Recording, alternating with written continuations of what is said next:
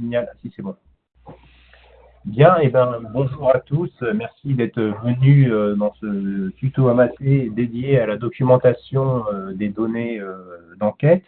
Aujourd'hui, nous accueillons Alina Dansou et Alexandre Méraud, qui sont ingénieurs au CDSP, au Centre de données sociopolitiques, une UMS Sciences Po CNRS, qui archive et diffuse des données à la fois issues d'enquêtes par questionnaire et d'enquêtes par entretien, notamment dans le cadre des missions de la TGIR Progedo. Et en lien avec le dernier tuto qui a été réalisé par Eric Zolotokin sur les banques de données de Progedo, on a souhaité aller un peu plus loin et vous présenter en fait le principe de documentation, les méthodes qui étaient utilisées pour documenter ces données. Et ce principe, c'est DDI.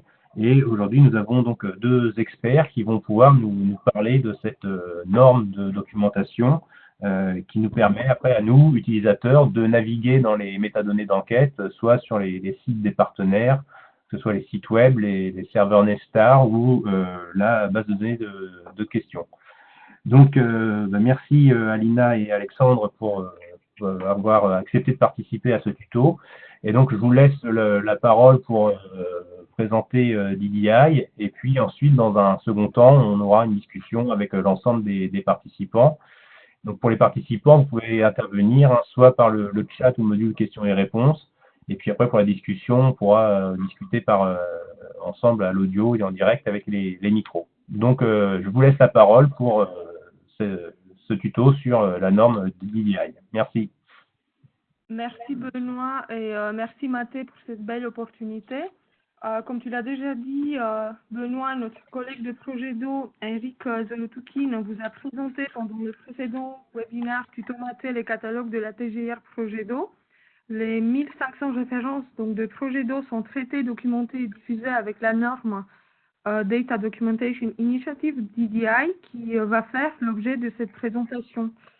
Avant de passer concrètement à DDI, une petite intro. Donc, depuis 5 ans, nous entendons beaucoup parler de Fair Data. Il s'agit d'un principe qui a été formalisé dans le cadre d'un workshop aux Pays-Bas en 2014. Et ensuite, il y a eu un article en 2016. Il y a le lien dans notre présentation si vous souhaitez en savoir plus. Et les 4 principes fondateurs de FAIR sont la recherche, l'accessibilité, l'interopérabilité et la réutilisation. Donc, conformément à ces principes, pour faciliter la découverte, la recherche et la réutilisation des données par les humains, à la fois par les humains et les systèmes d'information, une indexation et une contextualisation des données est nécessaire. Dans cette logique, l'interopérabilité des systèmes repose sur l'utilisation de métadonnées qui respectent des standards internationaux. Donc, des standards comme DDI, donc, DDI permet de décrire les données issues d'enquêtes et d'autres méthodes d'observation en sciences sociales, comportementales, économiques, de santé. Ce standard a été élaboré il y a une vingtaine d'années par le consortium de la DDI Alliance et il fournit donc une structure pour le contenu, l'échange et la conservation des informations est liée à la fois à une étude, à ses résultats et à ces données, c'est-à-dire aux métadonnées. Les principes FAIR, comme les principes DDI, s'appliquent à la fois à l'homme et à la machine ou au système. Une bonne gestion des données et des métadonnées n'est pas un objectif en soi, on va dire, mais plutôt le principal moyen qui va faciliter l'exploration des données et ensuite leur réutilisation par la communauté scientifique.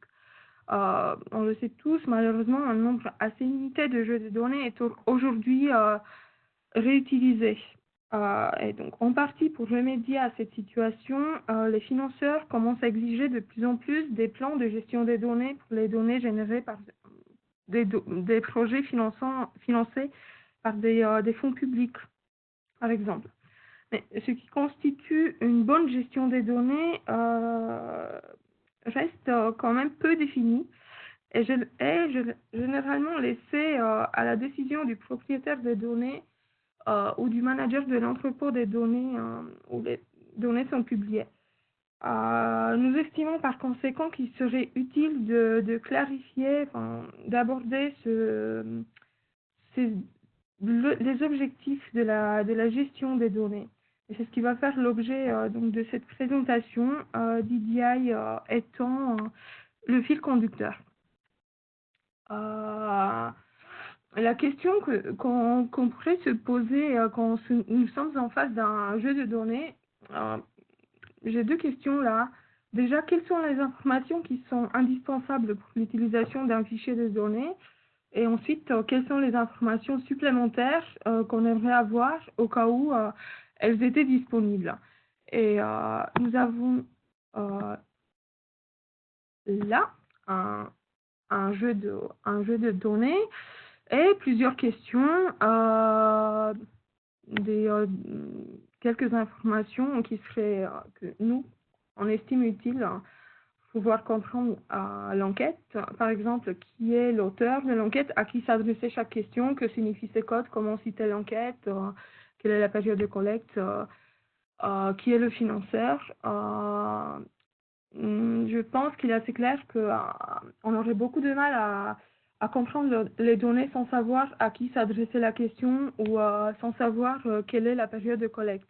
Ensuite, en ce qui concerne je sais pas, le financeur, c'est une information importante, bien évidemment, mais on peut comprendre les données dans un premier temps sans avoir l'info. Donc DDIFR, dans les buts que j'ai déjà énoncés, documentation, exploration, interopérabilité, c'est très important, et réutilisation. Saisir une fois et réutiliser plusieurs fois. Donc il est important de souligner le fait que DDI n'est pas un logiciel, mais un standard. Et pour un centre de données ou des ingénieurs qui souhaitent commencer à utiliser DDI, il est important d'avoir en tête le fait que vous devez sélectionner les éléments DDI qui vous correspondent. DDI à 120 balises, en aucun cas n'est obligé de toutes les utiliser. Donc voici la définition, je vais pas y revenir dessus, j'ai déjà énoncé tous ces principes. DDI peut documenter et gérer donc différentes étapes du cycle de vie des données de recherche, en partant de la conception jusqu'à l'archivage et la réutilisation, en passant par la collecte, le traitement, la diffusion, l'exploration des données. Nous avons ici une image qui illustre assez bien, on l'espère, un fichier documenté de données avec DDI. Donc la réexploitation des données nécessite une documentation détaillée et fiable pour autoriser des nouveaux traitements. Et la standardisation de cette documentation et du format des fichiers qui la composent facilite à la fois la recherche, la variété et la richesse des modes de recherche dans le répertoire, ainsi que la réexploitation de ces données dans de nouvelles études grâce à la précision notamment des données de contexte.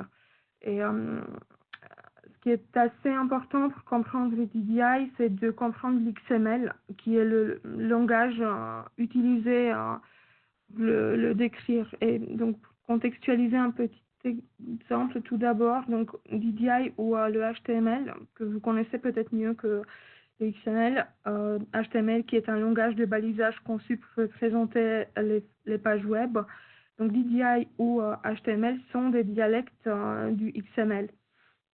En langage XML, les balises définissent la structure et la signification des données.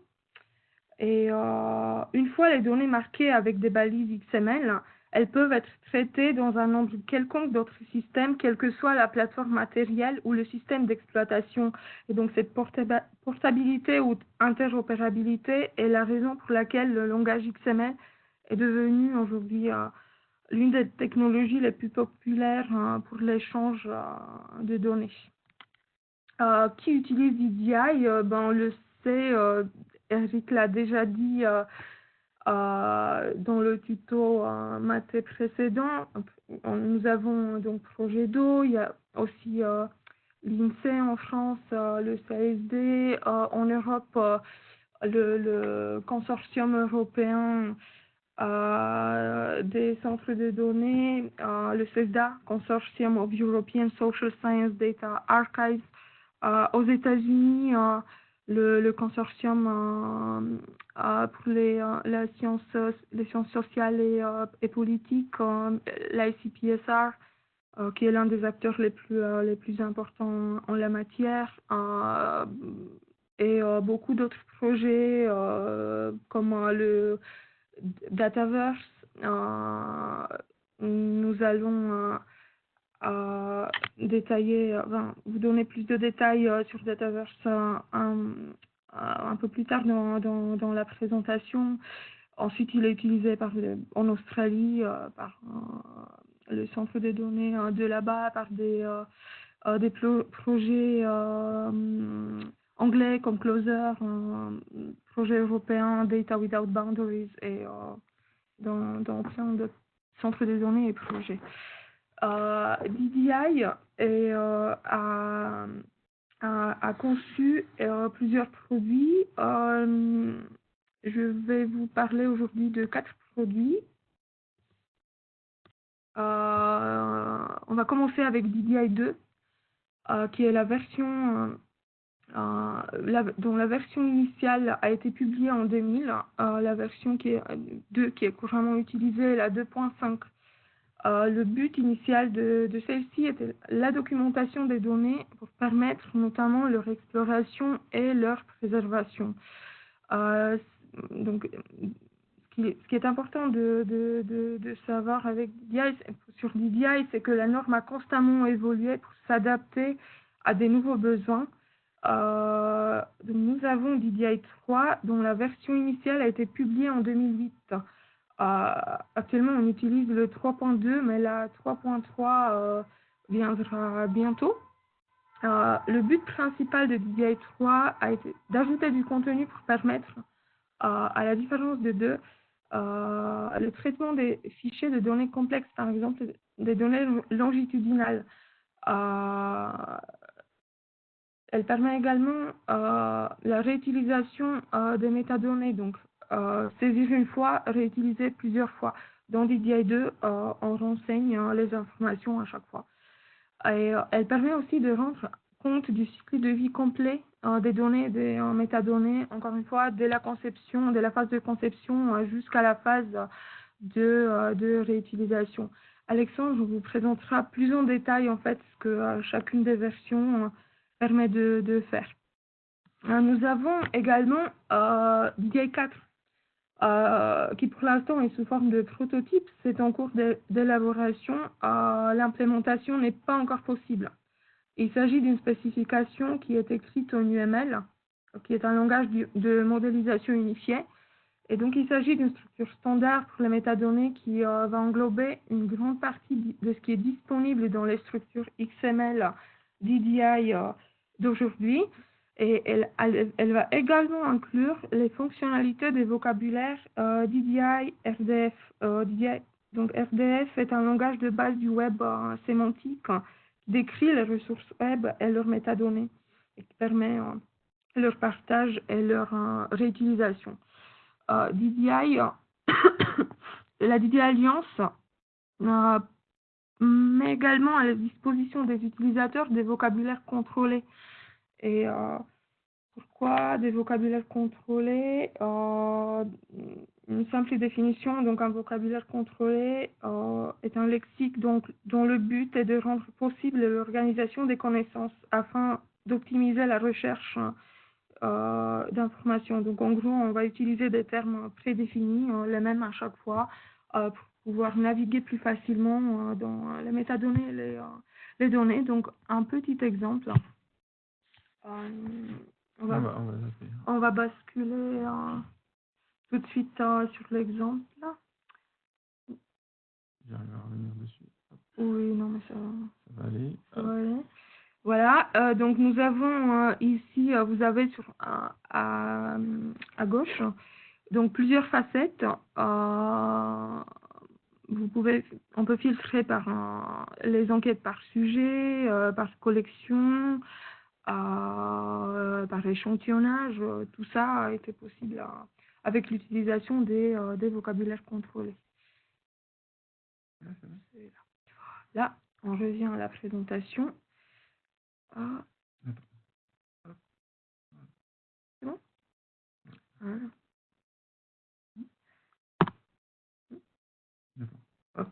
C'est bon? Ouais. Voilà, donc je passe la parole à mon collègue Alexandre pour les différences entre 2 et 3. Donc, concernant donc, les deux spécifications DDI2 et DDI3, comme elles n'ont pas été créées en même temps, elles ne répondent pas du tout aux mêmes exigences. DDI3 est une évolution de DDI2 dans le sens où au moment où il a fallu créer quelque chose pour rendre compte des métadonnées d'une enquête, il était impossible de rendre compte de tous les éléments possibles. Donc, l'une des premières missions de DDI2, comme Alina l'a dit, a été de documenter des enquêtes et ça s'est concentré sur la création d'un livre de code.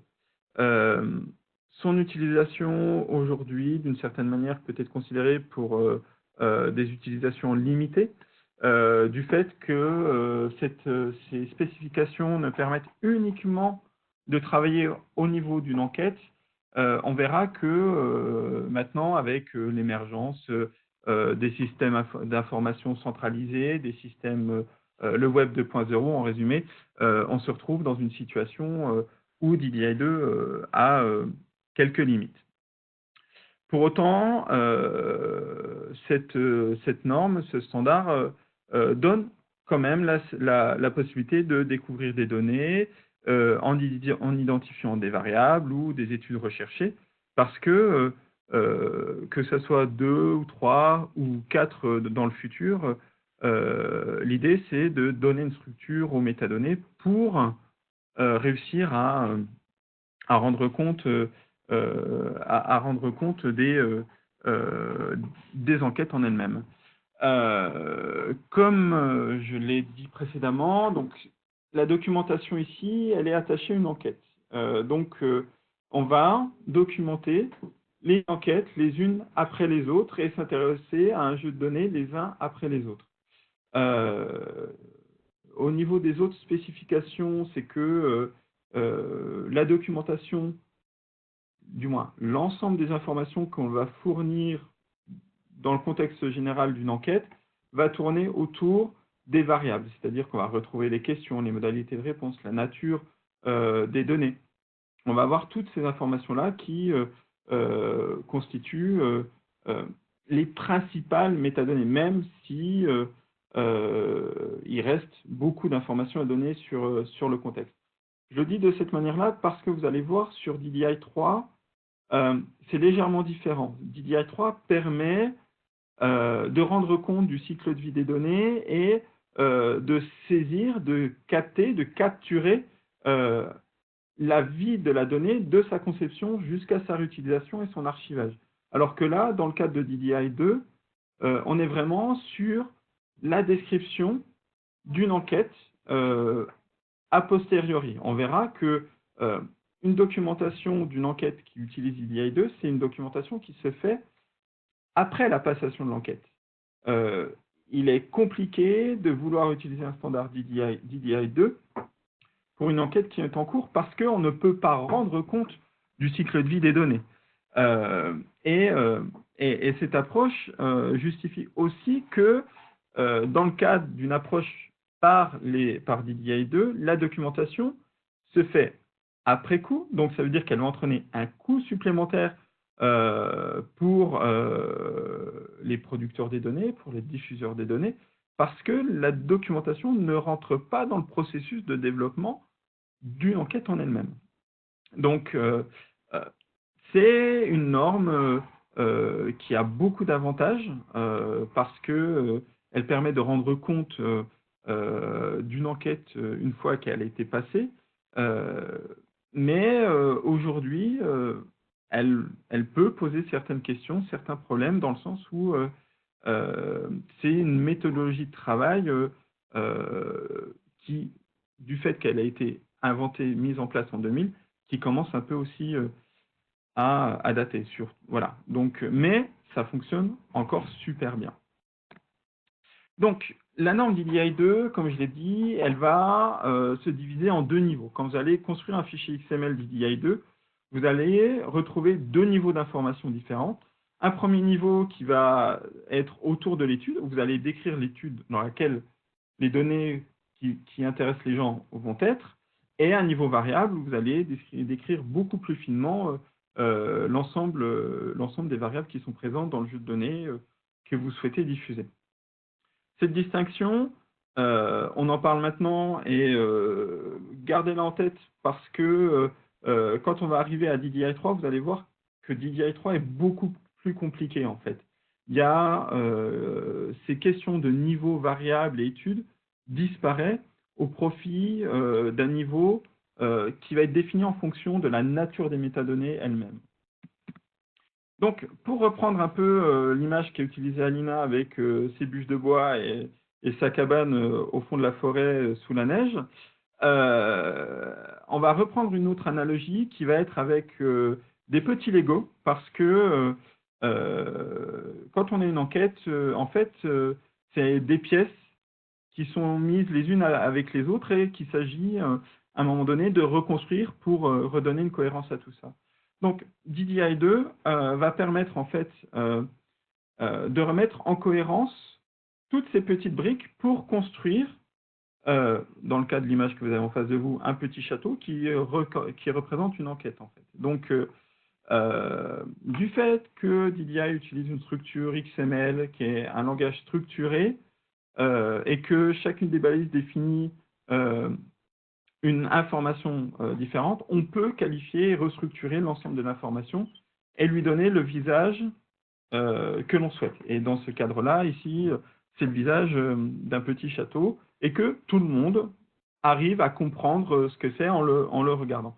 C'est un des avantages du XML, en fait. Il a été aussi mis en place pour ces raisons-là, c'est qu'il soit à la fois compréhensible et interprétable par l'homme et par la machine.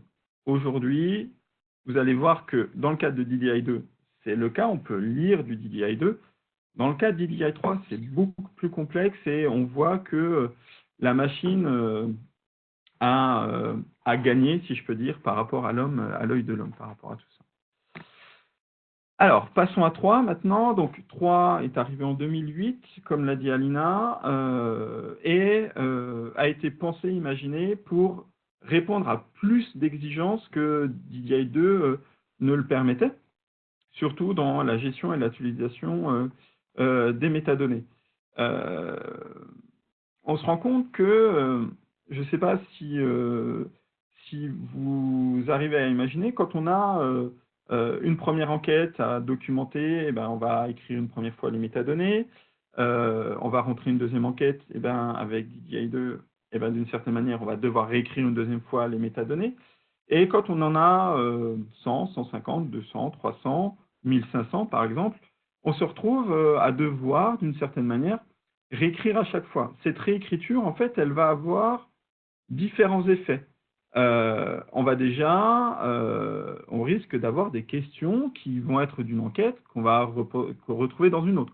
Cependant, comme on réécrit les choses, on n'est pas sûr de réécrire de la même manière. Donc, un libellé, on va voir ce que c'est d'une variable, dans une enquête peut avoir un texte alpha et dans une autre enquête va avoir un texte bêta. Donc, pour le chercheur, ça va être plutôt compliqué de savoir à quel moment, à quel niveau la question qui l'intéresse va être posée. Donc, DDI3 a été aussi utilisé, mis en place pour prendre en charge cette possibilité de réutilisation des métadonnées. Et ils ont fait le choix de faire une approche, la DDI Alliance, de faire une approche par des principes de registre et de référentiel. Ce qui rend le schéma beaucoup plus compliqué, la gestion des métadonnées beaucoup plus compliquée aussi, mais qui a un vrai potentiel sur la finalité et la réutilisation de tout ça. Donc, une fois qu'on a décrit ce contexte-là, on comprend mieux, je pense, que les spécifications d'EDI3 ont des exigences, des demandes très particulières de la manière dont on va gérer les données. Si DDI2 nous donnait la possibilité d'avoir une certaine autonomie et liberté dans la gestion des métadonnées, une enquête après l'autre, dans DDI3, on est dans une obligation d'avoir une centralisation des systèmes de métadonnées, c'est-à-dire qu'on perd toute la logique dans un premier temps des études. Une étude est un cas particulier d'utilisation de variables, mais la variable existe au-delà de cette étude. Donc, il faut que la documentation de la variable préexiste d'une certaine manière ou existe à l'intérieur de l'enquête et à l'extérieur. Il s'agit aussi d'une autre exigence de ce système. Comme on fonctionne pour une réutilisation, il faut qu'elle permette la réutilisation des métadonnées, comme je l'ai dit tout à l'heure, dans le but d'uniformité et de qualité des informations. Là où on voit aussi une autre différence avec DDI2, c'est que DDI2 était très orienté sur l'exploration des données en elles-mêmes, parce qu'on est orienté vraiment données. DDI3, c'est vraiment un système qui est orienté sur les métadonnées. La donnée est présente, les données d'enquête sont très présentes, mais elles sont d'une certaine manière pilotées par les métadonnées elles-mêmes. Donc, voilà, il y a vraiment une modification de l'approche complète des variables et des données en elles-mêmes.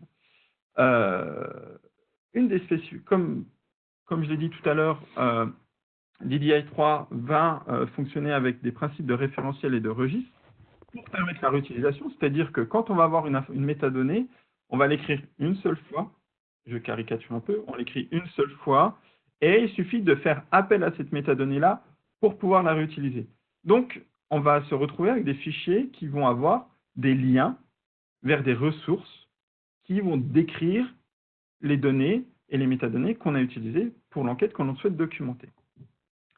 Pour aller encore à peine plus loin, on pourrait imaginer, à partir du moment qu'on a les ressources, du moins des liens vers des ressources documentées, de pouvoir aller utiliser des ressources d'une organisation tierce qui utilise le même format, et ce qui permettrait d'avoir, à terme, on pourrait imaginer un gros système planétaire de systèmes de métadonnées, l'ensemble des questions qui ont été posées dans les enquêtes en sciences sociales, par exemple, où chaque centre de données, où chaque chercheur qui met en place son étude pourrait aller piocher l'ensemble des informations dont il a besoin pour documenter, pour concevoir son enquête. Et enfin, il s'agit d'être aussi très clair sur les politiques de gestion, parce qu'à partir du moment où on va avoir un système de métadonnées centralisées, il faut être très attentif à la manière dont ces métadonnées-là vont être gérées. Voilà, ça demande beaucoup d'exigences et il faut être attentif à ces choses-là. Donc, comme je l'ai dit tout à l'heure, DDI3 prend en compte le cycle de vie des données, c'est-à-dire que, d'une certaine manière, si on essaie de réfléchir à la différence entre DDI2 et DDI3, à chaque étape de production d'éléments de connaissance, je ne parle pas de données, c'est d'éléments de connaissance sur un travail de recherche, va intervenir. C'est-à-dire que dans DDI3, on va récupérer des métadonnées autour de la conception de l'enquête, du recueil de données, du traitement des données, de la diffusion, de l'exploration, de l'analyse, mais aussi de la réutilisation, du traitement et de l'archivage, où on voit apparaître en fait une boucle infinie qui va donner vie à une donnée au-delà du temps de l'enquête. Il ne faut pas oublier que le but de l'analyse secondaire de données, c'est que les données que l'on met à disposition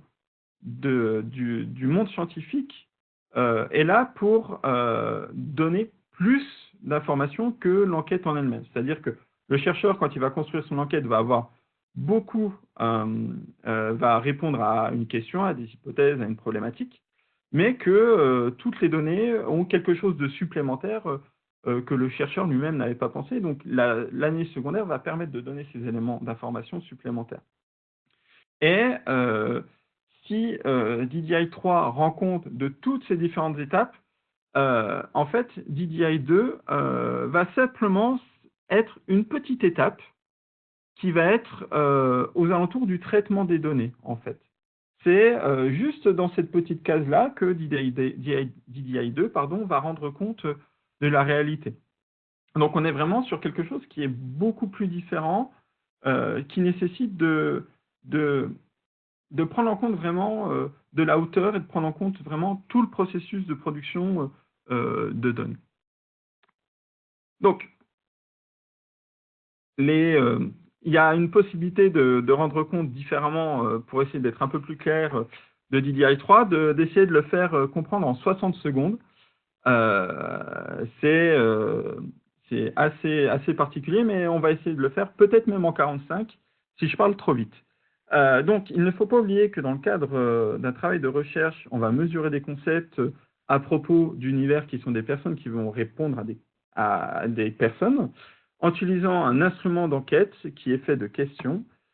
Ces questions collectent des réponses qui se traduisent par des fichiers de données composés de variables avec des valeurs de catégories, de code ou de nombres. En fait, chaque logo que vous voyez à l'écran, que ce soit concept, recherche, univers, instrument, question, sont des éléments qui sont traités indépendamment dans le fichier XML DDI3. Tout est, comme je l'ai dit tout à l'heure, tout est atomisé. On oublie la cohérence préétablie d'un questionnaire, d'un travail de recherche. On la reconstruit a posteriori ou pendant le phase de construction, d'élaboration de l'enquête. À la différence de DDI2 où tout est déjà fait et il s'agit simplement de faire le constat et puis de rendre compte de cette situation-là dans un fichier structuré. Donc, on repart un petit coup sur les Lego. On va essayer d'être un peu plus clair, si possible. On a toujours notre chercheur, notre gestionnaire de données, qui est perdu au milieu d'un lac de métadonnées, de données d'enquête. Et il s'agit pour lui de pouvoir les organiser. Et donc, la première étape qui se fait, le schéma ne rend pas compte du côté dynamique. Il ne faut pas oublier que DDI3 est une norme qui se veut dynamique. Il va déjà ranger toutes ces métadonnées dans des cases. Il va mettre d'un côté tout ce qui va concerner les univers, c'est-à-dire de savoir à qui les questions ont été posées. Il va mettre de l'autre les listes de codes de réponse qui ont été proposées dans les questions. Dans un autre, il va mettre les questions qui ont été posées pour organiser tout cela et rendre compte de toutes les métadonnées en fonction de leur nature. Une fois que ce travail est fait, on peut s'imaginer, il a deux solutions. Soit alors il est au début de son système centralisé, c'est-à-dire que le système est vide. Mais dans le cas où le système est déjà bien alimenté, en fait, il n'a pas à réécrire l'ensemble des choses parce que tout est déjà présent. Il a simplement à les utiliser pour pouvoir reconstruire, le cas échéant, la documentation qui l'intéresse pour l'enquête qu'il doit documenter.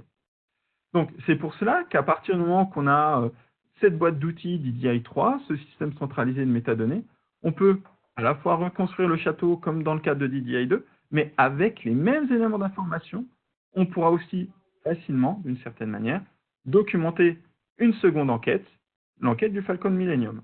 Donc, on se retrouve avec cette situation-là où le champ des possibles devient important, c'est-à-dire que on ne va plus du tout interroger les enquêtes les unes à côté des autres. Ici, c'est représenté par le château et par le vaisseau spatial, mais on a la possibilité directement d'interagir avec la boîte à outils dans laquelle on va retrouver toutes les métadonnées qui vont être organisées, non plus en tant qu'une réalité de terrain en elle-même, mais en fonction de la possibilité de la réinterrogation et de la réutilisation. Donc, on change vraiment la manière d'appréhender cette question de la documentation. Ce qui fait que DDI3 se veut être un processus de documentation qui commence dès la production, en fait. Elle ne se fait jamais a posteriori, du moins. C'est possible de la faire de manière a posteriori, mais elle doit se faire, pour le faire dans les meilleures conditions, à partir du moment où on commence le travail de recherche. Donc, encore un exemple, mais là plus concret, qui constitue une réalité, cette fois-ci, c'est le projet MIDUST, qui est une enquête longitudinale sur la santé et le bien-être, réalisée aux États-Unis depuis les années 60. Donc on voit dans ce cadre-là que il y a un réel avantage pour les chercheurs à documenter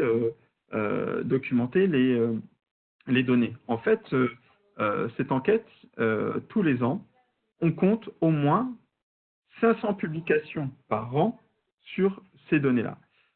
Les deux petites captures d'écran que vous avez en face de vous, la première, celle qui est plus violette, rend compte par exemple des variables. Il s'agit des variables de l'enquête. Donc le chercheur ou tous ceux qui veulent travailler autour des données ont la possibilité de sélectionner les variables qui les intéressent.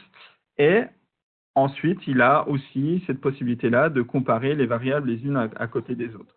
Donc, et ces variables-là, elles n'ont pas été posées dans la même enquête, dans la même période. Donc, on a cette possibilité-là de rendre compte quelle est la variable qui m'intéresse le plus pour mon travail de recherche. En résumé, donc, même si d'une certaine manière j'ai opposé DDI2 et DDI3 pour un certain nombre de choses, on se rend compte que ces deux normes partagent beaucoup de choses en commun. Déjà, elles utilisent les vocabulaires contrôlés dont Alina vous a parlé tout à l'heure.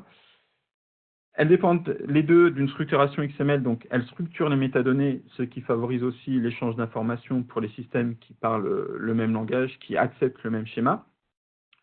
Elles permettent la documentation de variables dans un ensemble de données. Elles permettent de créer aussi un dictionnaire de codebook pour les utilisateurs finaux, c'est-à-dire pour les utilisateurs, ils vont pouvoir retrouver l'ensemble des informations sur les variables qu'ils souhaitent utiliser. Elles documentent les univers, qui est quand même une information importante pour savoir qui a répondu à la question. Et différentes options supplémentaires qui doivent permettre la découverte et la recherche des données, telles que des groupes de variables ou l'utilisation de différents formats et la distinction des valeurs manquantes. En revanche, du fait que ces deux normes, deux spécifications différentes, elles ont quand même des spécialisations. D'un côté, comme on vous l'a dit, DDI2, c'est plus pour la documentation d'enquête simple et unique, où il s'agit de fournir des informations concernant l'étude aussi. Et DDI3 est plus adapté du fait de ces spécifications à la réutilisation, à l'harmonisation des questions, des variables, à une gestion cohérente des métadonnées, du versionning, à des choses qui sont liées à cette norme de réutilisation et de référencement. Pour autant, il ne faut pas non plus comprendre que DDI2 et DDI3 ne font pas la même chose. Simplement, DDI3, du fait de ses spécifications, facilite un certain nombre de choses, qui est la réutilisation et l'harmonisation, mais DDI2 le permet aussi. Mais c'est beaucoup plus compliqué, ça demande à l'utilisateur, à la personne qui va documenter les enquêtes, à la fois d'être très attentif au travail qu'il va faire, parce qu'il faut s'assurer que l'ensemble des informations rentrées soient identiques. Et il s'agit aussi voilà, la machine, dans certains cas, est meilleure que l'homme. Et sur ça, DDI2 demande beaucoup plus de travail humain que DDI3 sur certaines choses. Mais l'une des différences, c'est que pour DDI3, il faut des ressources informatiques beaucoup plus importantes pour réussir à avoir un résultat correct. Alors, une petite mise en pratique d'une enquête d'une variable pour vous montrer à quoi ressemble à peu près DDI2 et DDI3. Donc, cette variable-là, c'est une variable qui s'appelle sens devoir, qui a été posé dans le cadre du panel Ellipse sur un projet Dynamob, dynamique de mobilisation. Ce projet, c'était 18 vagues, et cette enquête, cette variable, on l'a retrouvée dans au moins la moitié des vagues d'enquête. Donc, rapidement, vous avez devant votre écran les différentes métadonnées de description de la variable qui s'appelle sens de voir. Vous avez le nom de la variable qui est sens de voir. Vous avez le label de la variable qui est voté, droit ou devoir, la question littérale qui a été posée aux panélistes, les codes de réponse, les modalités de réponse et la question des valeurs manquantes. Donc, tout cela, c'est structuré. Nous, humains, on voit à quoi ça correspond. Ensuite, la machine, il faut spécifier l'ensemble des informations qui sont écrites. Alors, vous voyez sur votre écran, vous avez des petites pastilles de couleurs pour chacune des métadonnées. On vous a mis ça, c'est simplement pour que vous puissiez retrouver dans les codes suivants où sont les informations, parce que c'est pas forcément évident au premier abord de pouvoir tout retrouver. Donc en DDI2, voilà à quoi ça ressemble. On va décrire dans une balise var, qui s'appelle var, toutes les informations qui sont liées à cette variable qui est sens de voir. On va retrouver donc le nom de la variable, ensuite la balise label lab_L va nous donner le label de la variable, la question littérale et l'ensemble des éléments d'information. On remarque aussi qu'il y a des informations supplémentaires qui sont liées à l'organisation des modalités de réponse. Donc, ça reste avec un peu d'habitude, on arrive à lire les informations qui sont présentes. Lorsqu'on passe à DDI3, on est sur un schéma qui est beaucoup plus compliqué parce que, comme je l'ai dit tout à l'heure, tout est atomisé, c'est-à-dire que les éléments d'information sont présents quelque part dans le fichier XML, qui est le résultat d'une interrogation, on est d'accord, d'un système centralisé où on va retrouver l'ensemble des métadonnées. On va retrouver des informations à différents endroits dans notre fichier XML. Donc, si on prend, en fait, on a, on va dire, un code source, un code directeur qui est le premier cadran qui commence par L de point variable, qui lui va permettre la description de notre variable sens de voir. Si vous regardez la deuxième ligne de ce code, ça commence par R de point URN et on a un code URN de point DDI de point agency de point variable point DN01 sens de voir de point 1. En fait, tout à l'heure, je vous ai dit que DDI3 fonctionnait avec des principes de registre et de référentiel. Et c'est là qu'on le voit. Cette balise est le référentiel de notre élément. Ça fonctionne par URN et la structure de cette balise, l'information qui est présente à l'intérieur, est définie par les spécifications elles-mêmes de DDI. URN, DDI ne peuvent pas changer. Elles doivent toutes avoir ce même schéma-là. En revanche, agencies, on a mis un mot neutre ici et déclaré l'agence, du moins ceux qui ont défini les métadonnées, les propriétaires de la métadonnée. Ça peut être l'ICPSR, ça peut être le CDSP, ça peut être plein de personnes. Et ensuite, juste derrière, variable point, c'est là qu'on retrouve l'information du système de métadonnées. C'est-à-dire que dans cette URN-là, on a toutes les informations qui concernent la métadonnée qu'on va utiliser pour notre enquête. Et le 2.1, en fait, c'est le versionning. Si, par exemple, là, on est sur une enquête, je crois que c'est l'enquête de la première vague, il me semble qu'il y a dû avoir à un moment donné l'ajout d'une virgule dans la question, donc on aurait eu une version 2 qui serait apparue, donc l'URN, au lieu d'avoir 2.1, à la fin, elle aurait eu 2.2.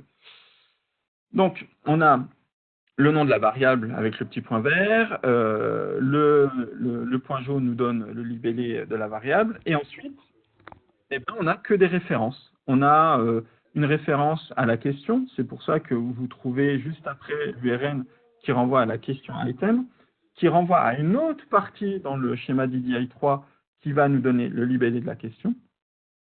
Il en est de même pour les codes de réponse, qui est le module au milieu, qui est le plus petit, qu'on voit le moins possible, qu'on voit pas trop ce qui est écrit dedans avec les couleurs qui tirent sur le rouge, et qui aussi, ce module-là, renvoie aux modalités de réponse. Et on se retrouve dans cette situation-là où tout est éclaté, mais tout est mis en cohérence. C'est-à-dire que tous les libellés, tous les textes des modalités de réponse sont ensemble, tous les codes de réponse sont ensemble, et ici, c'est un exemple que pour une question, mais croyez-nous, sur la partie, si on avait eu plusieurs questions, la partie violette, on aurait eu les uns derrière les autres, toutes les questions qui ont été posées aux panélistes à ce moment-là. Donc voilà, la documentation est vraiment différente, avec une approche vraiment qui est liée à la métadonnée elle-même et plus à l'enquête.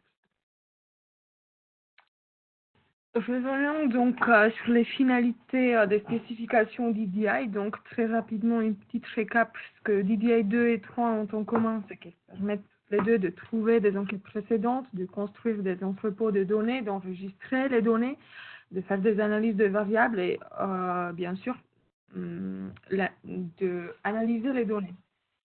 Les spécificités de la 3, elle seule permet facilement une harmonisation, une comparaison des données. Elle nous permet d'élaborer des questions, de gérer des processus de production de données et de construire des banques de données. Alexandre a beaucoup parlé de système de métadonnées. Donc là, vous avez 3 scénarios qui ne sont pas hiérarchisés, au contraire, mais qui permettent de faire différentes choses. Donc le scénario A permet, ce système de métadonnées va permettre la création de métadonnées standards, une importation de métadonnées à partir de fichiers de données et une prend en charge des systèmes d'exploration de données, des portails, des catalogues de données. Le B va avoir en plus une centralisation de la gestion des métadonnées. Donc là, on va plus penser en termes de DDI 3. On aura un entrepôt de données. Vous connaissez sûrement le principe Single Source of Truth. Donc c'est à partir de cet entrepôt de données qu'on va moissonner les métadonnées sur d'autres sources comme des banques de questions ou autre chose. Donc on ne va pas aller manuellement publié sur chaque de données. Ce scénario permet également un usage optimal des outils et des processus de documentation existants dans le premier niveau pour la création et l'édition des métadonnées. Et la nouveauté est également qu'ici, une gestion des versions est possible. Ensuite, le scénario C va permettre la collecte de métadonnées tout au long du cycle de vie des données, donc dès la conception de l'enquête, et permettra également la gestion et la documentation des données selon les producteurs et à travers le temps. Disons que le B et le C vont demander, comme DDI 3, un investissement initial beaucoup plus important, des moyens importants, mais qui permettent ensuite une réutilisation qui va faire gagner énormément de temps. Et du coup, ça vaut le coup si vous avez les moyens de le faire. Donc, si vous n'êtes pas Alexandre et que vous n'aimez pas écrire de l'XML, nous allons donc vous présenter maintenant une liste de logiciels qui vous permettent de gérer les métadonnées. Premier outil, Sledgehammer. Vous avez sur chaque page le lien. Il y a une petite icône, je pense, en bas à droite, que moi je ne vois pas là à cause de la fenêtre du chat, mais elle existe. Donc vous avez le lien pour aller sur la page de la DDI Alliance et avoir plus d'infos sur chacun de ces logiciels. Donc Sledgehammer qui permet de convertir déjà tout d'abord les données au format texte ASCII, donc qui est réutilisable ensuite sur n'importe quel logiciel, qui permet aussi de générer des configurations pour des nombreux packages d'analyse et de bases de données qui permet d'extraire des métadonnées standards, des fichiers de données, des métadonnées comme par exemple les libellés des variables, les codes, les modalités de réponse. Il vous permettra également de calculer des statistiques descriptives au niveau des variables et des catégories à inclure dans le fichier au format DDI ou à d'autres fins. Un autre logiciel qui est gratuit, je pense que c'est le seul gratuit dans la liste que nous avons fait. Collectica pour Excel. Collectiva a toute une suite de logiciels, je vais en présenter deux aujourd'hui. Donc Collectica pour Excel, qui permet l'import des fichiers de données à partir de SPSS, Stata ou SAS pour les documenter dans Excel et qui vous permet d'exporter les métadonnées au format DDI. Et ensuite, Nestar, que Eric a déjà présenté, je pense, dans le tuto précédent, qui permet la création et l'édition des métadonnées au format DDI, nous permet d'extraire les métadonnées à partir des logiciels statistiques, qui va en plus valider les métadonnées, les variables, et qui a une petite fonctionnalité très importante à la différence des deux précédentes. Un entrepôt. Ça va nous permettre de publier les données sur différentes plateformes de diffusion, comme des portails, des bases de questions. Avec les trois logiciels que je viens d'écrire là, nous sommes plutôt dans le premier scénario, si on revient donc, dans le scénario A. Les deux premiers, Sledgehammer et Collectica pour Excel, pourraient être idéalement utilisés avec un autre, en combinaison avec un autre, le Dataverse que j'ai mentionné au tout début, qui lui permet absolument pas la documentation des variables, mais qui va vous permettre de les publier. C'est un entrepôt de données. Et ensuite, donc là, avec le Dataverse en plus, on serait dans le scénario B. Est-ce qu'on aurait une centralisation de la gestion des métadonnées sur le Dataverse? Et donc, revenons à Collectica Designer, qui est le dernier. Donc, celui-ci va avoir le côté éditeur de métadonnées, mais également le côté entrepôt. Donc, nous avons un endroit où nous pouvons gérer les métadonnées, les versions. La granularité va être très fine. Donc, on a une unicité de métadonnées. Nous sommes clairement dans du DDI 3, même si Collectica permet de faire du 2 aussi. Et on a aussi il interagit donc avec Collectica Repository et vous pouvez publier vos données métadonnées. Donc ça va éditer des métadonnées au format DDI. Vous pouvez aussi concevoir des questionnaires d'enquête. Et si je ne me trompe pas, l'INSEE le fait déjà avec Collectica. Et ça vous permettra aussi de générer divers formats de données, de documentation et de code source.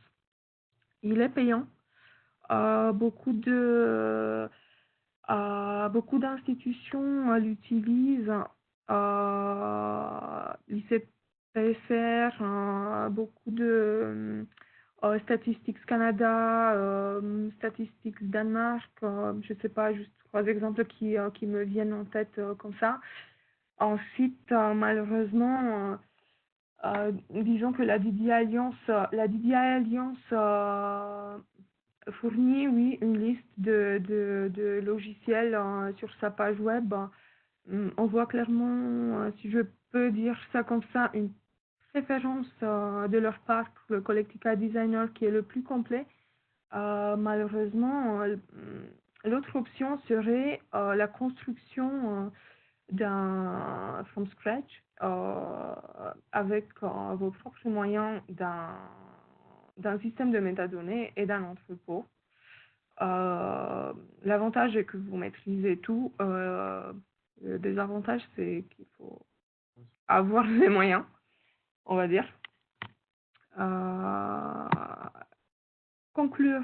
Donc, la communauté DDI est une communauté internationale très active. Il y a des workshops DDI annuels organisés par le GESIS, qui est l'un des acteurs principaux allemands en matière de production et de collecte et de diffusion de données en sciences humaines et sociales. Une conférence annuelle européenne des utilisateurs de DDI existe. Elle a lieu cette année en Finlande, le 2 et le 3 décembre. L'appel à communication sera ouvert en mai. J'ai eu récemment une question à ce sujet, du coup j'en profite pour toucher un mot. Et il y a un certain nombre, je ne sais pas 10, je pense, de groupes de travail au sein de la DDI Alliance. Vous avez les liens si vous cliquez sur les petits symboles à côté sur la diapo. Vous avez les liens. N'hésitez pas donc à vous inscrire dans des groupes de travail selon vos besoins.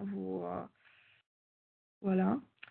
Et je pense que nous avons fini. Merci beaucoup de votre attention. Bien, mais merci beaucoup Alina et Alexandre pour cette présentation de DDI.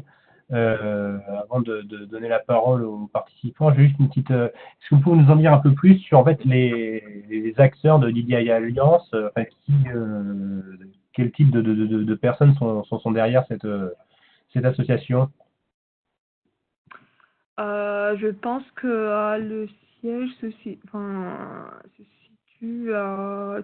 Beaucoup de choses se passent à l'ICPSR.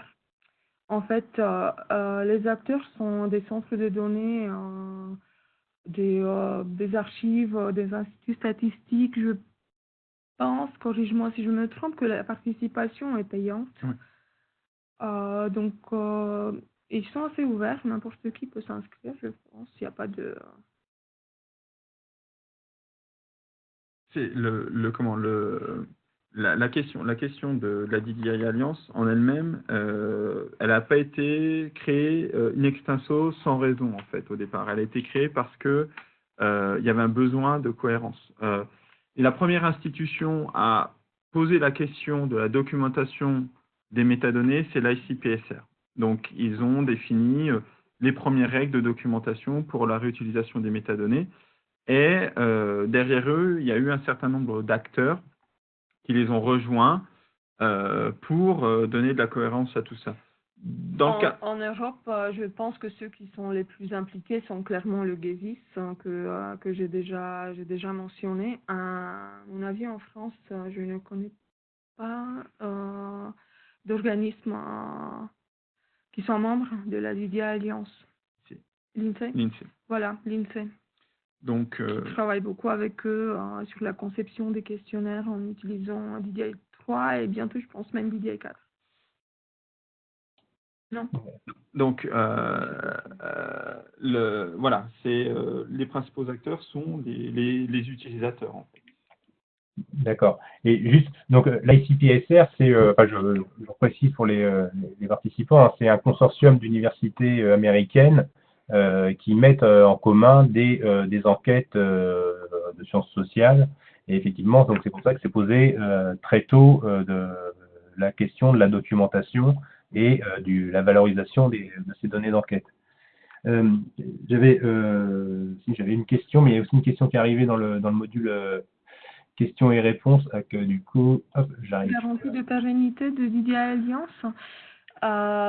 Ils existent depuis, déjà DDI existe depuis 20 ans. Et je pense que les deux acteurs principaux, si on peut dire comme ça, l'ICPSR et le GESIS, seront là pendant encore de nombreuses années. Et comme c'est eux qui portent, j'ose dire que DDI sera encore là encore de nombreuses années. Pardon. Oui, Benoît. Non, vas-y, Alexandre. Non, c'est l'autre question où on pourrait interpréter cette question de pérennité, c'est aussi le fait de voir que, comme Alina l'a présenté, on se retrouve avec des produits qui ne cessent d'évoluer et qui posent beaucoup de questions en fait. Avant 2008, on avait DDI 2, après 2008, on a eu DDI 3, qui a commencé avec 3.0, ensuite 3.1, 3.2, et on pourrait se poser la question à quel moment on peut les utiliser dans le temps, et voilà. Mais Il y a, au niveau du comité technique, ils ont vraiment en tête cette question de la possibilité d'une certaine manière de migration d'une version à une autre pour s'assurer que les systèmes de métadonnées ne deviennent pas obsolètes. Voilà. Elles se parlent constamment entre elles, les versions, les différentes. Donc, vous pouvez passer de 2 à 3, on pourra passer de 2 à 4 et de 3 à 4. Voilà. Donc, de ce côté-là, c'est assez... ils font attention à ça. Ensuite, je pense que c'est important de dire qu'on n'est pas membre de la Didier Alliance et on n'est pas porte-parole de la Didier Alliance non plus. On participe depuis de nombreuses années aux conférences et aux workshops DDI. Donc, on a beaucoup travaillé avec eux, mais je pense que vous pouvez avoir encore plus d'informations en leur écrivant directement aussi. Ils répondent à toutes les questions. Ils sont assez réactifs. Et mon collègue me fait signe. C'est important de le dire. DDI n'est pas encore une norme ISO, mais elle le sera bientôt. Parce que toutes les démarches sont faites dans ce sens. Oui, du coup, enfin, tout à l'heure, quand je posais la question de ce qui était DDI Alliance, j'avais une partie de la réponse. Et je reviens du coup sur la question de la pérennité. Il faut voir qu'en fait, derrière DDI Alliance et surtout les utilisateurs des DDI Alliance, c'est les gens qui archivent et diffusent les enquêtes sociales. Et pour la plupart des pays étrangers, ce sont aussi là où les universités réalisent les enquêtes. Contrairement à nous en France, où souvent les grosses enquêtes sont plutôt réalisées par notre institut de statistique. À l'étranger, c'est pas le cas. Donc en fait, il y a une communauté d'utilisateurs de DDI Alliance. Et donc c'est ce qui va justifier toute l'évolution et les adaptations possibles qu'a signalé Alexandre tout à l'heure. Voilà. Donc on peut du coup, commencer la discussion, hein, si vous avez des demandes de précision ou si vous avez des questions à poser. Moi, j'en ai juste sur DDI 4, du coup, son petit nom, ça va être quoi? 4. Le nom? Ouais, on est passé de Codebook à Life Circle et... Oui, en fait, ils souhaitent maintenant revenir plutôt sur du 2, 3, 4. Ah, d'accord. Oui, c'est pour ça qu'on l'a présenté comme ça. D'accord, très bien. Ah, ouais. Je ne sais pas si ça ne va pas changer. Voilà. À un moment donné, elle a eu un petit nom. View, mais ça a été abandonné. Donc, ok. Voilà. Et c'est pour ça qu'on revient à 2, 3, 4 et non Codebook, Lifecycle and View. C'est pour l'instant, on oublie.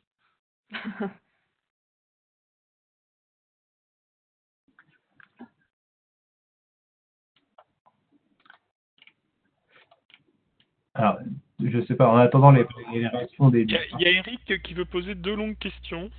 parce que d'accord. Il ouvre son micro, il referme aussitôt, mais je pense qu'il va finir par le prendre. Là, je crois que je l'ai ouvert. Parfait. oui, on t'entend. Bonjour Alina. Bonjour. Alexandre. Bonjour, Eric. Merci à vous deux pour cette excellente présentation. Merci à toi, Eric.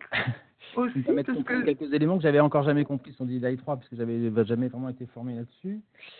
Puisque pour rappel, c'est ce que tu as dit tout à l'heure, Nestar qui est quand même encore utilisé par beaucoup n'intègre que DDI 2, hein, ne prend pas en compte DDI 3 du tout. Donc on travaille avec des châteaux, pour reprendre vos métaphores, avec des châteaux isolés les uns des autres. Et du coup, je me posais la première question qui était, si j'ai bien compris la philosophie générale de DDI 3, c'est qu'on fonctionne évidemment avec des tables de registre. Donc, en fait, des espèces d'entrepôts. D'un côté, on va avoir les entrepôts de toutes les modalités, de toutes les questions possibles, de toutes les variables. De l'autre côté, on va avoir un entrepôt de tous les labels de variables, un entrepôt des variables elles-mêmes, etc. Et ensuite, on pioche tout ça, on pioche ces éléments de Lego pour faire constituer son jeu de données.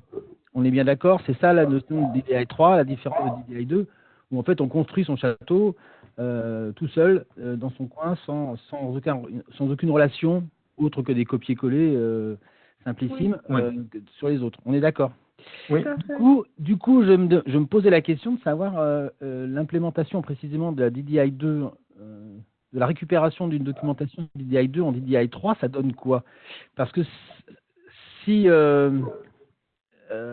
j'en prends la logique, admettons que je vais simplifier, je vais illustrer, j'ai un jeu de données avec variables sexe et âge, donc j'ai sexe, homme-femme. J'ai une autre enquête à côté tout à fait indépendante en DDI2 qui a également la variable sexe, mais je l'ai écrit en anglais, le décrire en français, et j'ai homme-femme. DDI3, il va me le récupérer, j'allais dire bêtement, c'est-à-dire qu'il va me créer dans la table de registre deux variables qui s'appelleront sexe et sexe E, et puis mais qui n'auront pas d'attache. Donc en fait, on perd l'information. Enfin, je vois pas comment. En fait, l'implémentation peut se faire simplement et récupérer intelligemment, c'est-à-dire refaire les groupements là où il n'y en a pas antérieurement. Est-ce que je me fais comprendre? Oui, parfaitement. Je vais commencer, Alexandre va finir. Le passage de 2 à 3 ne se fait pas uniquement, ne se fait pas tout seul en fait. Toi, Eric, tu vas devoir intervenir. Enfin, la machine, elle fait une partie de tout ça, du travail. Et ensuite, c'est toi qui interviens. Qui intervient pour signaler les raccords, quoi. Pour faire les raccords entre les Tu peux créer des règles. Enfin, la machine va t'aider à créer des règles, mais à la fin, tu vas devoir avoir des métadonnées uniques. Avec une granularité très fine et qui sont versionnées. Et je laisse Alexandre t'expliquer comment. Donc, par rapport à ton exemple sexe, première et deuxième version, en fait, comme Alina vient de l'anticiper, tu vas te retrouver avec une variable qui ne sera pas sexe, ça va être une variable avec un identifiant, une URN, dans lequel qui va pointer vers la version 1 qui va être la version française, la version 2 qui va être la version anglaise, et la version 3, ça va être la même variable, mais avec une autre question, parce qu'on se retrouve avec cette situation-là. Il y a deux choses qu'il faut distinguer qui sont assez importantes quand même. C'est que si tu imagines prendre ton fichier DDI2, l'importer dans DDI3, tu le peux. Il n'y a aucun souci, comme tu viens de le dire. L'import, le transcodage d'un fichier XML DDI2 vers DDI3 va fonctionner parce qu'il y a un mapping qui existe entre les balises, il n'y a aucun souci. Ensuite, la force de DDI3, c'est cette unicité. Or, l'unicité des informations fonctionne uniquement par le sens, c'est-à-dire le sens que l'utilisateur va avoir à chaque question. Et ça, la machine, elle peut d'une certaine manière l'interpréter. On le voit aujourd'hui, par exemple, on a des systèmes, des automates, des bots qui permettent de répondre aux questions. Quand tu vas poser une question sur un forum, tu peux te retrouver devant un bot qui va être une machine, qui va interpréter ce que tu as écrit et qui va la comprendre. Mais on est sur des niveaux très évolués là au niveau des machines. C'est pas, ça peut pas se faire sur un coin de table comme ça, mais on pourrait imaginer trouver cette possibilité d'avoir un bot qui va interpréter en fait les questions. Et à défaut d'avoir un bot qui va interpréter ces questions, comme l'a dit Alina, il y a une autre solution, c'est un apprentissage, c'est-à-dire que on a travaillé un peu sur DDI3. Toi, le script, du moins, le code source, c'est quelque chose qu'on a écrit, fait qu'on se rend compte que on ne peut pas traiter 50 jeux de données à la fois quand on débute. Il faut y aller petit à petit et puis prendre un premier jeu de données, prendre un deuxième, voir les écarts, et s'il y a des écarts, faire un travail d'harmonisation, en prendre un troisième, et petit à petit, en fait, par expérience, moi je vois qu'il y a une normalisation qui se fait, c'est-à-dire que quand on aura traité 50 fois un jeu de données, eh ben, les erreurs les erreurs entre guillemets de métadonnées vont être les mêmes. Et donc, comme tu les as déjà traitées une fois, le fait d'importer un 51e jeu de données dans ton système ben, il y a déjà une bonne partie des choses qui sont déjà corrigées. Alors que si tu viens avec tes 50 jeux de données d'un coup, tu te retrouves dans une situation où rien n'est... tu te retrouves perdu avec ce monde de Lego, tu sais plus quoi en faire en fait. Donc, mettre en route un processus DDI3 sur quelque chose de DDI2 qui existe déjà, on peut pas, selon moi, hein, on ne peut pas faire de transposition directe d'un système 2 vers 3. Il faut y aller pas après pas pour permettre en fait au système DDI3 d'apprendre de ce qu'il y a dans DDI2. De plus en plus intelligent au fur et à mesure des corrections, quoi. Ok. Exactement. Sauf si tu as les moyens, parce que après en avoir parlé avec une collègue justement de l'ICPSR, si nous aurions les moyens, on pourrait payer Collectica, ils pourraient nous faire ça.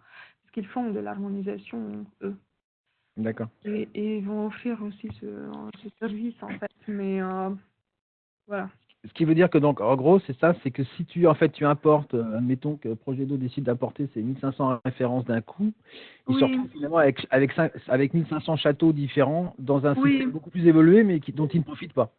Non, oui, tu peux pas en profiter si tu fais pas l'harmonisation derrière, en fait. Ça n'a pas de sens. Ça n'a pas de sens. Ça n'a pas de sens. C'est vide de sens. Du moins, ça n'a pas de sens a priori, parce qu'il y a tout le travail d'harmonisation, mais ça a du sens pour la suite. C'est-à-dire que, oui. Certes, si tu fais que ça, certes, si tu n'as que tes 1500 enquêtes et que tu te dis, bah, c'est comme ça, en fait, c'est des châteaux qui sont les uns à côté des autres. Moi, je pose la question de la 1501e enquête qui va arriver.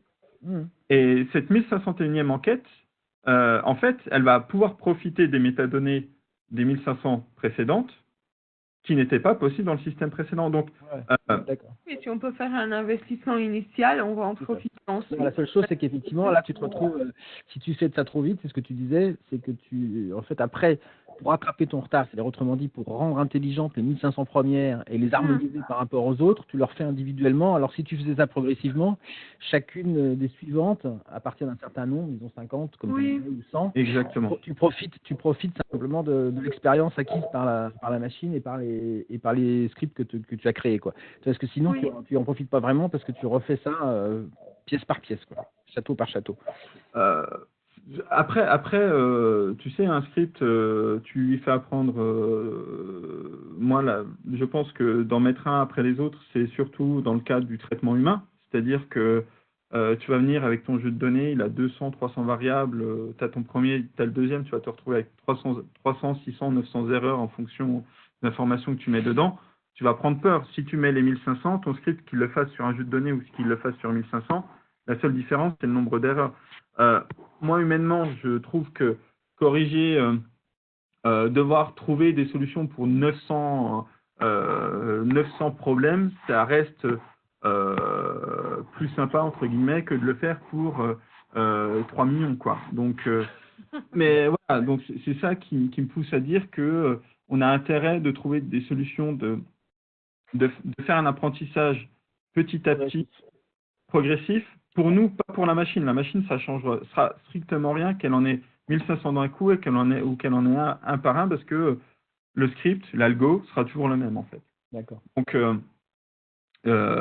voilà, il s'agit de trouver, lui faire apprendre les choses. Donc voilà. Et après, il y a des avantages aussi, je pense, à faire venir, pourquoi pas, les 1500 jeux donnés d'un coup, parce que ça permet plein de choses. C'est pas des problèmes techniques à ce niveau-là qui posent souci, c'est d'autres soucis selon moi par rapport à ça. Ok. Si je peux poser ma deuxième question. Bien sûr. Vas-y, oui. Je ne veux pas monopoliser la parole, mais après j'en aurai fini. Si je reprends cette logique comment dirais-je, de table de registre, en fait, je ne sais plus comment vous appelez ça, mais des tables de référence. Référentiel, ouais. Des référentiels, donc pour variables, labels, etc. À la différence, pardon, je m'exprime mal. Non, pas du tout. Ma question, en fait, elle porte sur les moteurs de recherche. Voilà.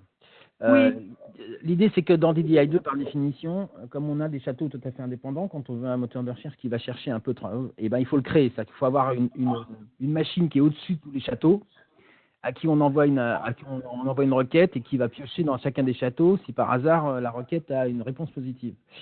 Il me semble là, si j'ai bien compris, que dans DDI3, dans la structure même de DDI3, c'est-à-dire d'avoir des référentiels, le simple fait de cliquer, enfin de taper sur un référentiel en disant, puisque j'ai la question sexe qui a été une fois pour toutes créée, ensuite, par une simple requête interne, je trouve par définition tous les jeux de données dans lesquels est intégrée la variable avec qui a son UNR, sexe ou je sais pas quoi. Est-ce qu'on est d'accord là-dessus? Est-ce que ça intègre finalement quelque part le moteur de recherche, le DI3? Non. Ça fait exactement la même chose que 2 en fait. T'as l'image là, la diapo. Oui, justement, c'est ça que je me posais comme question. Oui. En fait, ce que ça va te permettre de faire, c'est ça va te faciliter, vu que les variables sont harmonisées, c'est-à-dire que tu as les mêmes libellés, tu vas avoir les mêmes. Je vois pas. Si je reprends mon exemple de sexe tout à l'heure, par exemple, je vais sur sexe dans la table des référentiels, est-ce que j'obtiens assez facilement toutes les jeux de données dans lesquels ma variable sexe apparaît, sous cette forme-là, homme, femme, etc. Il faudra de toute façon, dans le système centralisé DDI, DDI3, tu as toutes les informations qu'il s'agit de la passation, ainsi de suite. Donc l'interrogation reste la même. C'est la même technologie. C'est la même technologie. Il faut faire attention sur 2 choses en fait quand on parle système de métadonnées et XML DDI en fait. Le XML DDI, c'est un fichier qui est généré par une machine avec l'ensemble des informations qui sont attachées à une enquête. Mais ce qui compte en fait, c'est pas directement ce fichier-là, c'est comme l'a décrit Alina, c'est le système de métadonnées. Et la conception du système de métadonnées n'est pas directement liée à DDI, même si... tu peux avoir un système de métadonnées sans DDI, en fait. Ouais. Difficilement là, mais tu peux. Ouais.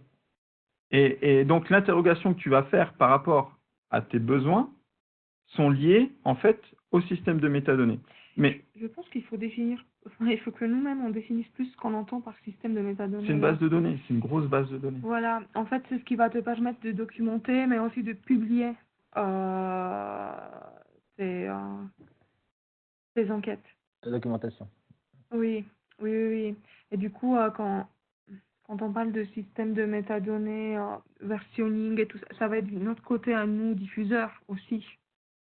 Pas uniquement du côté des utilisateurs, où nous allons afficher bien sûr un certain nombre de choses, mais ils vont pas tout voir. Non. Il y a une cuisine interne qui se voit pas, comme aujourd'hui d'ailleurs. Mais le côté technique en 30 secondes, c'est que de partir sur une technologie plutôt DDI2 compliante qui va être pour DDI2 ou pour DDI3, c'est la complexité des choses.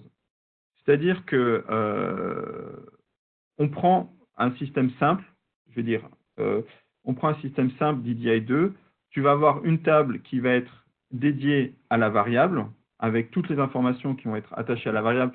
C'est pour ça que tu retrouves dans l'exemple tout dans le même périmètre, en fait. On peut imaginer que var constitue une table. Tu prends un tableau Excel et puis les 5-6 informations qui sont présentes constituent cette information-là. Okay. Côté DDI3, non, ça ne sera pas comme ça. Tu vas te retrouver avec quelque chose, avec des tables à droite et à gauche, avec l'ensemble des informations, et tu vas faire des liens. Mais le travail de recherche de l'information va être d'une certaine manière identique. Tu vas retrouver rapidement dans le système DDI3 toutes les questions qui ont été posées. Par contre, si tu veux savoir où elles ont été posées, eh ben, il faut naviguer dans la base pour voir les registres où ils ont été appelés et puis remonter à l'enquête correspondante. Donc il faut également créer la recherche. Pardon.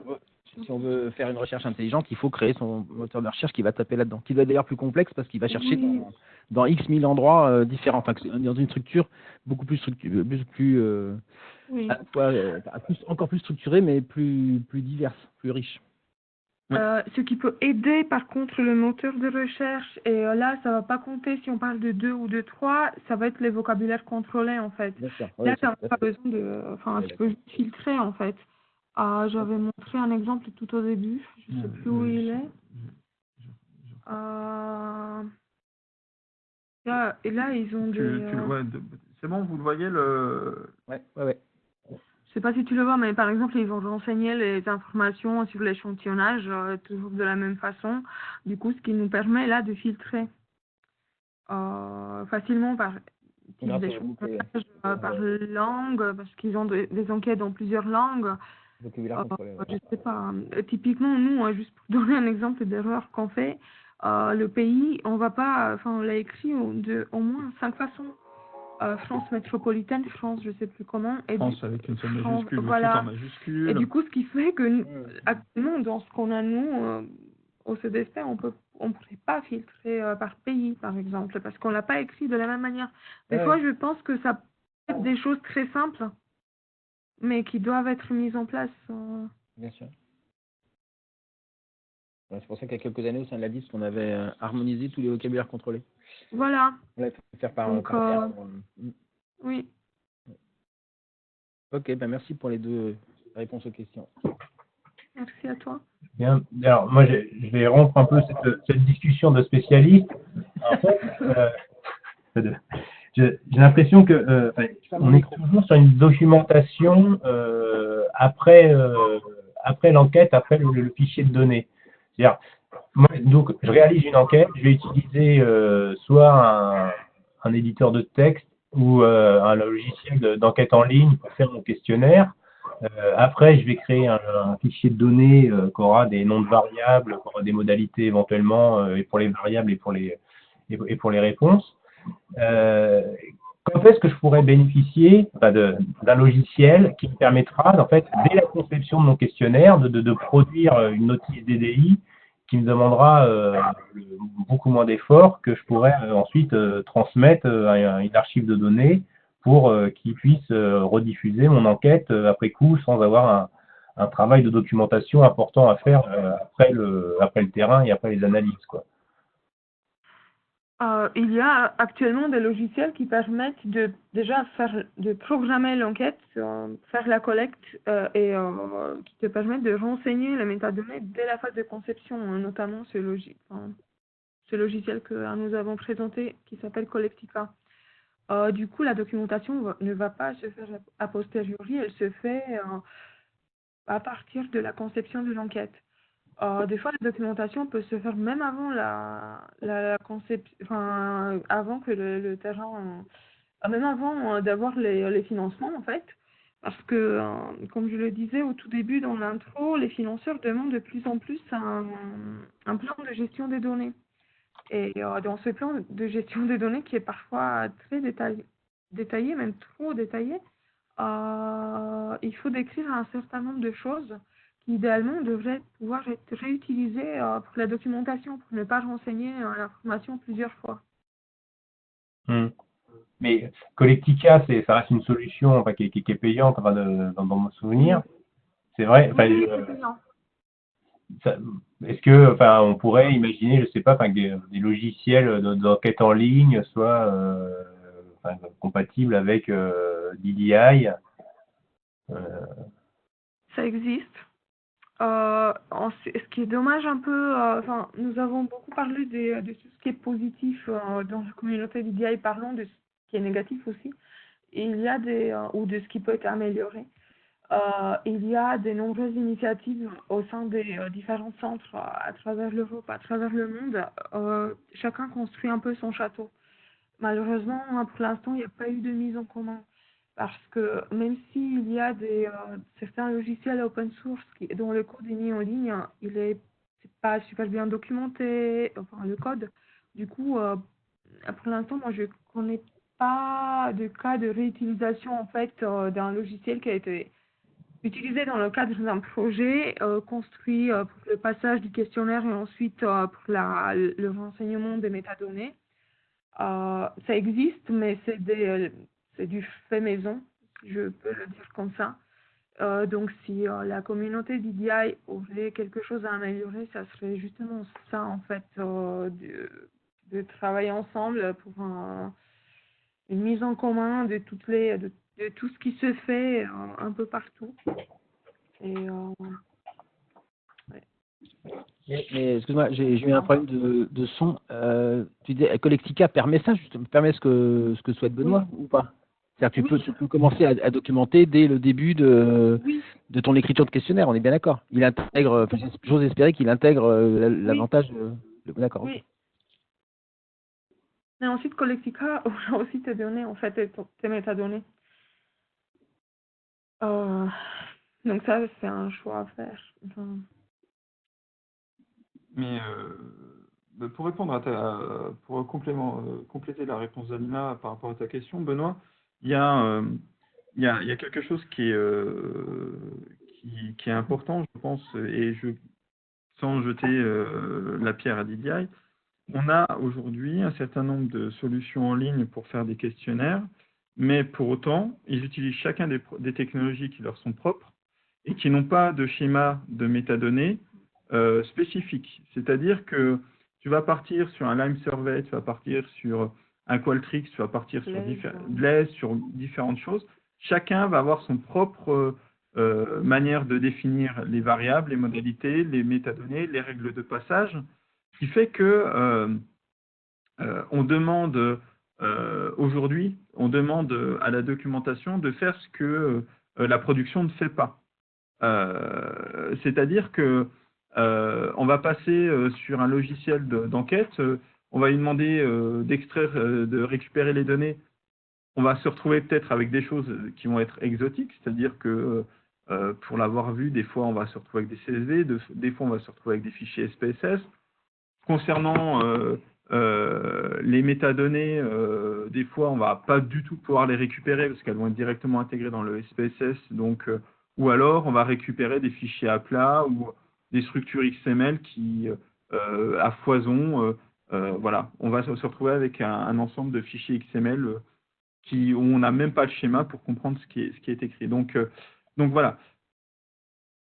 Moi, je dirais par rapport à ta question, c'est si il y a des personnes qui souhaitent mettre en place des questionnaires, première étape, c'est forcément de choisir leur logiciel pour la production des données, et qu'il va falloir, désolé de le dire comme ça, mais un travail de réflexion sur la relation entre les métadonnées enquête et les métadonnées diffusion, en fait. Et ça peut se faire soit de manière automatisée avec un script qui va récupérer les métadonnées fournies par le logiciel d'enquête pour les transformer en quelque chose d'EDI compliant. Sinon, aujourd'hui, il n'y a pas beaucoup d'autres solutions que de faire ça, quoi. Il y a encore une rivière entre les deux mondes, hormis, comme ça vient d'être dit, par exemple, Collectica Designer, qui permet de concevoir son enquête, mais qui oriente sur les technologies pour la passation des questions. Ouais.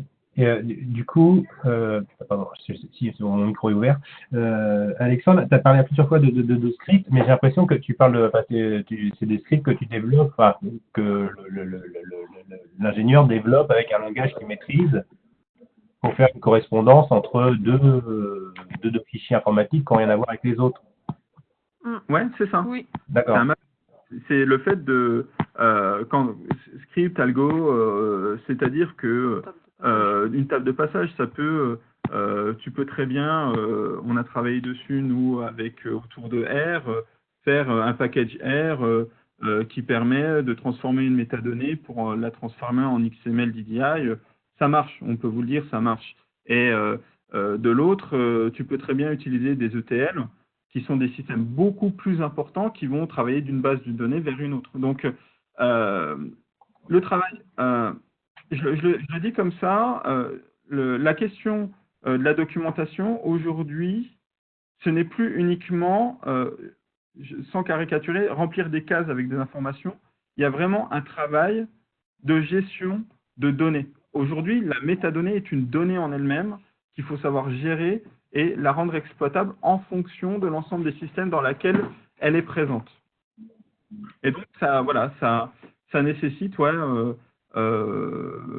certain nombre d'investissements sur la connaissance de technologie, sur la gestion des données, qui dépasse le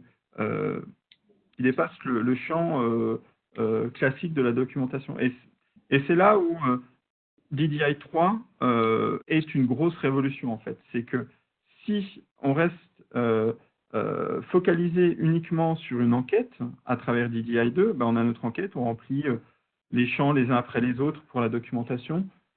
DDI 3, c'est une grosse révolution par rapport à tout ça. Et ce qui est dommage, encore une fois, c'est que ces initiatives d'écrire des scripts, de faire des choses qui sont partageables avec la communauté restent quand même assez peu nombreuses et il n'y a pas de mutualisation, de mise en commun, il n'y a pas de dynamique encore autour de ça. Et idéalement, c'est ce qu'on devrait voir.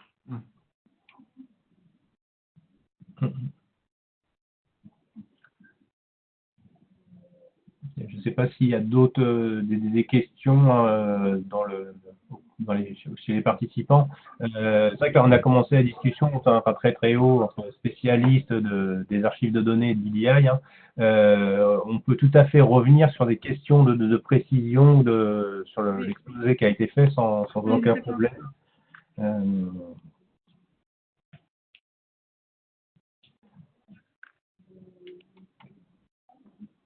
Il y a une deuxième question.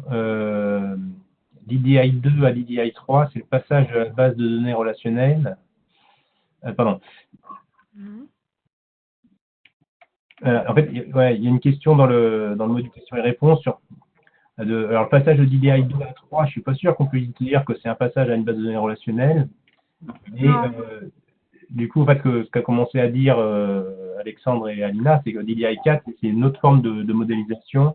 Je vous laisse répondre de manière plus précise sur cette question. Oui, c'est un prototype pour l'instant. N'hésitez pas à le tester. Nous avons mis le lien sur la diapo, mais ensuite, nous, on peut pas trouver. Enfin, nous-mêmes, nous ne l'avons pas testé, on le connaît pas. Donc, on va pas oser se prononcer. Et il est actuellement en cours d'écriture et voilà. C'est là. C'est la question structure de données et spécification. Le lien est assez particulier, c'est-à-dire que pour répondre à la question, DDI 2, faire du DDI 2, c'est une base de données relationnelle. Si on cherche une implémentation, on est obligé de faire une base de données relationnelle parce que ne serait-ce que la question de répondre à quelles variables sont dans quelle enquête, on a un niveau étude, un niveau variable. Ces deux niveaux-là, je vais rappeler simplement cette diapo-là. Le fait qu'on ait deux niveaux montre en fait qu'on a déjà une relation entre un niveau étude et un niveau variable. En DDI 3, ce qui se passe, c'est que c'est beaucoup plus développé, c'est beaucoup plus... le niveau de granularité, il est fin. Voilà. Et pour DDI 4, wait and see. On attend et puis on va voir quoi à ce niveau-là.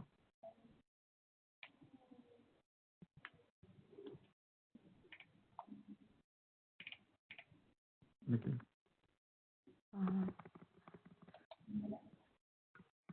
En fait, il y a un complément de question, c'est les objectifs de DDI 4 par rapport à DDI 3.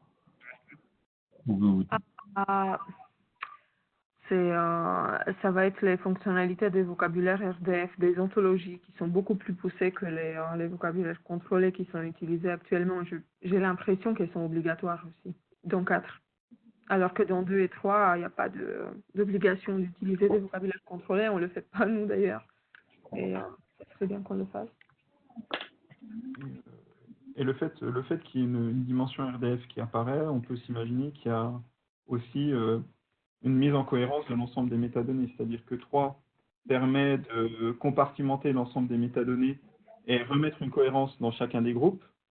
L'arrivée des RDF, où on est sur une logique de graphe, va, d'une certaine manière, sûrement permettre le dialogue entre ces différentes sources de métadonnées.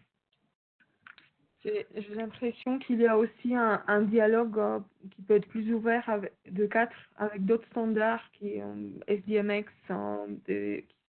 qui vont s'adresser juste à des données statistiques, qui est plus possible, si je peux dire ça comme ça, avec la 4.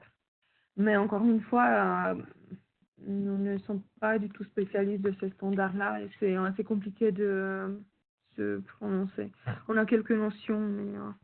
Ce que l'on peut dire, c'est que la DDI Alliance, à travers le comité technique, cherche quand même à mettre des équivalences avec d'autres schémas. Pour qu'il y ait un dialogue. Pour qu'il y ait un dialogue et des principes d'équivalence. On pense par exemple, Anna a cité SDMX, on peut aussi citer le Dublin Core par exemple, où il y a cette possibilité-là de trouver de mapper, de faire un lien entre des éléments du Dublin Core ou SDMX avec des éléments d'IDI.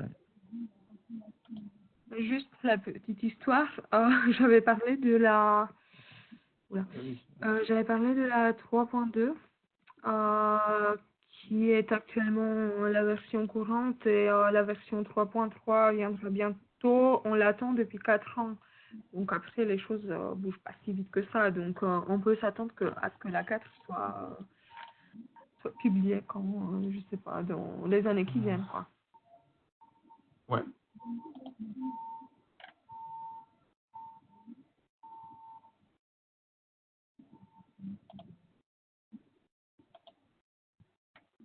Bien, je ne sais pas s'il y a d'autres questions. Enfin, c'est vrai que moi, à chaque fois, je redécouvre tout le travail qui doit être fait pour documenter des données d'enquête et qu'on a l'impression que c'est facile, que les métadonnées sont là, sont disponibles, donc elles sont disponibles et qu'on peut tout de suite travailler dessus et les mettre en forme, quoi. En fait, l'analyse c'est quelque chose qui est très commun à l'analyse secondaire, où on s'est rendu compte quand on analyse les données, qu'on fait des stats dessus, qu'on a plein de questions à se poser, qu'on fait des allers-retours dans tous les sens, mais c'est vrai qu'avec les métadonnées, c'est un peu pareil, c'est pas immédiatement disponible, quoi. Le travail est un peu différent, mais pour nous, si pour le chercheur, la donnée, c'est la donnée, pour nous, nos données, c'est les métadonnées, quoi. Voilà. Il y a vraiment...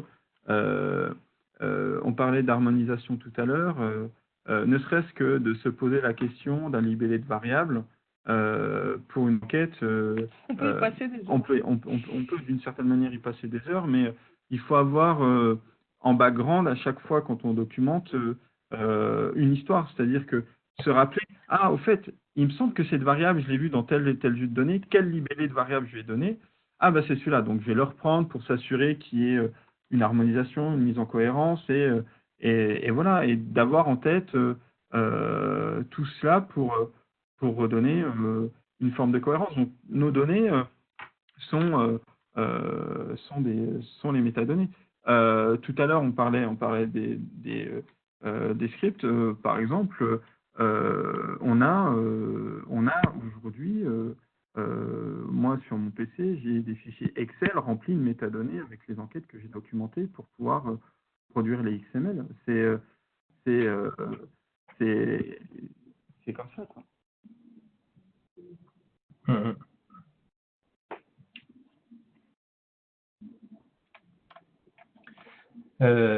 Donc, si jamais vous voulez poser des questions, c'est le moment. On peut même réactiver vos micros si vous le souhaitez. Je ne sais pas si du côté de mes collègues organisateurs du tuto, il y a des questions ou des remarques. Non, merci, c'était très clair. Moi, j'avoue que j'avais une vision plus qu'abstraite des choses et que je me rends compte de l'énorme machine que c'est, quoi. Oui, là, moi, je suis trop incompétent, mais ça m'a intéressé.